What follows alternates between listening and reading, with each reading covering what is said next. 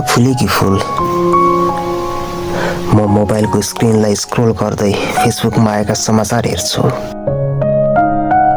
रातो अक्षरमा लेखिएको युद्ध, युक्रेन र रसियाको सीमामा गर्जिरहेका तोपका आवाजहरू र त्यही आवाजभित्र म तिमीलाई खोज्छु।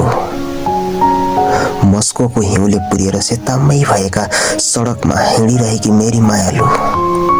हिउँ परिरहेको छ, शब्द जस्तै मौन, भावना जस्तै गहिरो।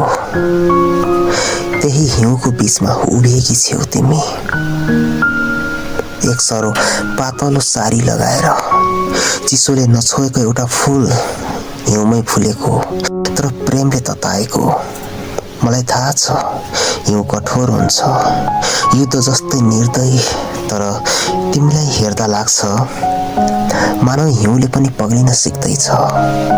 तिमी मुस्कुराउँदा यस्तो लाग्छ मस्कोको आकाश एकछिन शान्त छ।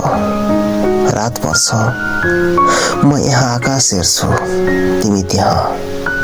हाम्रो बीचमा हजारौं किलोमिटर दूरी छ, तर एउटै जुन। त्यही जुनले मेरो चिन्ता बोकेर तिम्रो झ्यालसम्म पुग्छ कि भनेर म आशा गर्छु। जुनलाई हेरेर म तिमीलाई सम्झन्छु, सेतो, शान्त, उज्यालो। युद्धको कालो धुवामाथि उठिरहेको एउटा विश्वास, प्रेम अझै बाँचेको छ भन्ने। यदि कुनै दिन हिउँले सबै ढाक्यो भने पनि, यदि समाचारले फेरि डरका शब्दहरू बोकेर आयो भने पनि, मलाई थाहा छ हिउँभित्र कतै एउटा फूल फुलेको हुन्छ। त्यो फूल तिमी हो र म त्यो फूललाई मर्न नदिन यहाँबाट प्रार्थना गरिरहन्छु। प्रेमको न्यानो सासले हिउँ पग्लिने दिनको।